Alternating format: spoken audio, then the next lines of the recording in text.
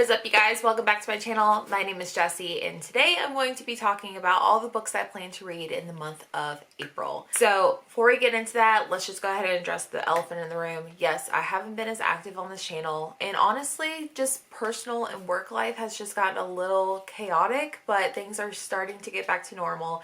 So I think I just needed like a little bit of a break. I know, especially with the backlist readathon, I was like super busy trying to like meet deadlines with reading as well as like work and personal stuff.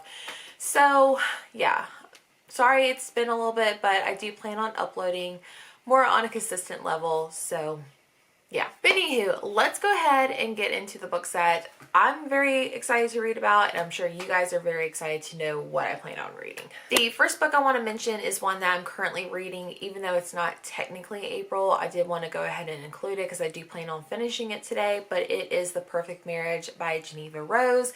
This one is kind of, I'm surprised how original it is, but basically you're following this married couple.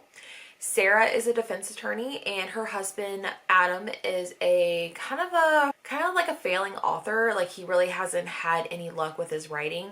And basically Sarah gets a call that her husband has been charged and arrested for the murder of his mistress that she had no clue that he even had. So now, being the successful defense attorney, she has no other choice but to defend her own husband, which is just mind-blowing. Like, how can you defend someone that literally broke their vows? I'm about halfway through this book, and I can tell you the writing style is very easy. It's very like indulging. Like, I feel like I'm not ever getting like confused or, you know, having to worry about like legal jargon and stuff like that. So it's not really like, I guess it's technically a legal thriller, but it does not feel that way. It's more juicy and like domesticated than you would think. So I would highly pick this one up. I've heard a lot of people talking about it on TikTok, so yeah. The next one I want to talk about is probably going to be my next read, and I'm so excited, but I do want to say thank you, Jacqueline, for lending me your copy. But it is Every Value Break by Peter Swanson.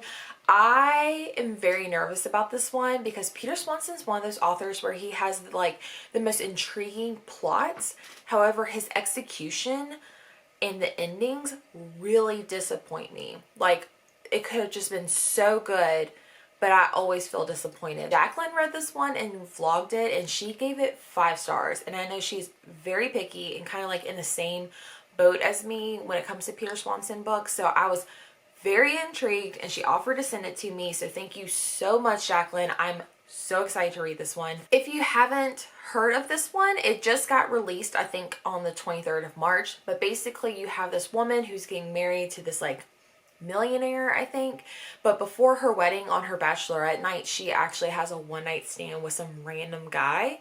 And then as she gets married to this guy, they go on their honeymoon, and this guy shows up at the honeymoon like tea. Like, I'm all about that. So she said if you like stalkers or like really intense drama, you're really gonna like this one. So I am so excited to read this one. The next one I would like to read is actually my most recent book of the month pick, and is Carla Loving's Too Good to Be True. I've heard some pretty interesting things. Like, I know Gabby really enjoyed this one. A few other people have mentioned it. I have no idea what this one is about. It honestly, I picked it just because it's the thriller pick. I typically do that. But on the back it says 1 love story, 2 marriages, and 3 versions of the truth. And I think this is one I want to go into blind. So I don't know. I'm not going to read the synopsis or anything like that besides what's on the back. But apparently this one has been getting a lot of hype, and I'm really interested to see like what it's about. Why does Target have to put stickers on their covers? I don't understand. Don't understand. Don't care if it's 30% off. Well, I do, but I don't need a sticker. The next book I wanted to pick up is also one that's on my most anticipated list, and it is The Lost Village by Camilla Stern. And after I purchased this and got home, I'm a little nervous about this one. And it's because it's translated by someone else. So I'm not, the last time I tried to read a book where there was like translation made, it was very hard to keep up with, and it was a nearly normal family, and I just could not keep up with it, and I ended up DNFing it. So I'm hoping the translation's good in this one, but this one sounds so interesting. It says, documentary filmmaker Alice has been obsessed with the vanishing residents of the old mining town dubbed the Lost Village since she was a little girl. In 1959, her grandmother's entire family disappeared in the mysterious tragedy. And ever since then, the unanswered questions surrounding the only two people who were left, a woman stoned to death in the town center and an abandoned newborn, have plagued her. She's gathered a small crew of friends in a remote village to make a film about what really happened, but there was no turning back. Not long after they set up camp, strange things begin to happen. Equipment is destroyed, people go missing. As doubt breeds fear and their very minds begin to crack, one thing becomes strangely clear to Alice. They are not alone. They're looking for the truth, but what if it finds them first? Come find out. The whole film documentary is very intriguing in this ghost town, kind of spooky paranormal. I'm all about that. So I'm really looking forward to this one as well. So hopefully this is a 5-star read as well. Okay, moving on to a book that was a complete random surprise for me, but it is TheOne by John Mars. And I know, I feel like I'm the last one to have read this book, but honestly, I don't know why I haven't picked it up. I have no excuse, but now I own it and I would like to try to read it. So I've heard the audiobook is the best way to go just because there's so many different characters. So yeah, if you are like me and have not read this one, it is about a futuristic dating service where you can have a DNA sample taken and basically you can be matched with your biological soulmate, like someone who is biologically made to be your person. And so I think you find a few random people, I think one person is engaged to be married, but he gets matched with someone completely different. I've heard there is a serial killer in the mix, so I'm not sure, but this one sounds really intriguing. It is in the mass market paperback version, so which I typically don't pick up, but I'm excited to actually read this one. So hopefully I can share my thoughts with you in the future. Okay, moving into something that's not as thrilling and dark, but from my library, it's very much shown wear and tear, but I have The Hating Game by Sally Thorne, and I have not read this one either. Again, I'm slowly getting more into romances. I'm really excited to pick up more romances, but this one is definitely a hate to love. I have no idea what it's about, but I'm thinking it's two people up for the same promotion and they're falling in love, but they also hate each other. That's all I know, but I know this has a huge cult following on YouTube. So I'm excited to see what the hype is about. I've recently read all of Alice Feeney's books except this one, and is I Know Who You Are. I read his and hers, and then Sometimes I Lie for the Backlist Readathon, and I think I really enjoy Alice Feeney's writing. So this is the only one that I have not read besides her newest one that's coming out this year. So I have no idea what this one is about either. So it says, Annie Sinclair, the actress everyone thinks they know but can't remember how, except one person. Someone knows Amy very well.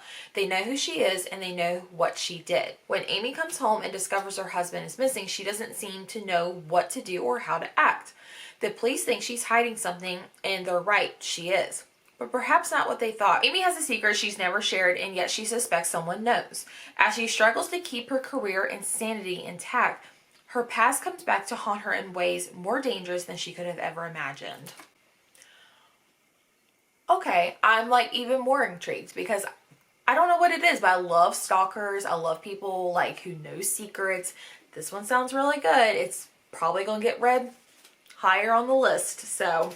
And then lastly, I did get an email from some publishers sending me some ARCs on NetGalley. So let me pull up those books on my phone real quick. The first one I have is The Family Plot, which I'll just post a cover right here. This is by Megan Collins, which I've read a book by her before and I wasn't a huge fan, but this synopsis sounds really interesting. So this is by Atria Books and it comes out August 17th. It says, at 26, Delilah has a lot to learn when it comes to the real world. Raised in a secluded island mansion deep in the woods and kept isolated by her true crime obsessed parents, she has spent the last several years living on her own, but unable to move beyond her past, especially the disappearance of her twin brother, Andy, when they were 16. With her father's death, Delilah returns to the house she has avoided for years, but as the rest of the Lighthouse family arrives for the memorial, a gruesome discovery is made. Buried in the reserved plot is another body, Andy's. His skull split open with an axe.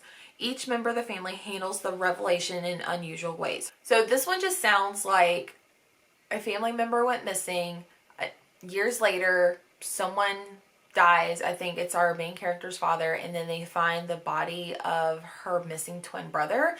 So I think the whole, like, I don't know, finding like a dead body in your family's estate, like, that's just creepy, but like very intriguing. So hopefully this one plays out pretty well. And then the last one that I have to share is Where the Truth Lies, and it's by Anna Bailey, and this comes out on August 3rd, 2021.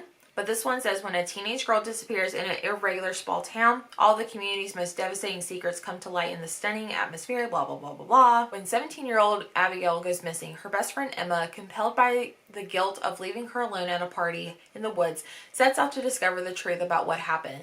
The police initially believe Abby ran away, but Emma doesn't believe that her friend would leave without her. But when officers find disturbing evidence in the nearby woods, the festering secrets and long-standing resentment of both Abigail's family and the people of Whistling Ridge, Colorado, begin to surface with devastating consequences. So I don't know if this is like young adult just because it has to deal with teenagers, but it does sound pretty interesting. Like, I think like the whole like teenager gone missing, and I don't know, like secrets are being told, especially with a small town. Like, that just sounds super interesting.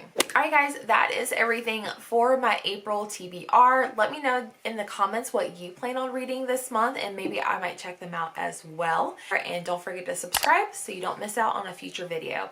I will see you guys in my next one. Bye.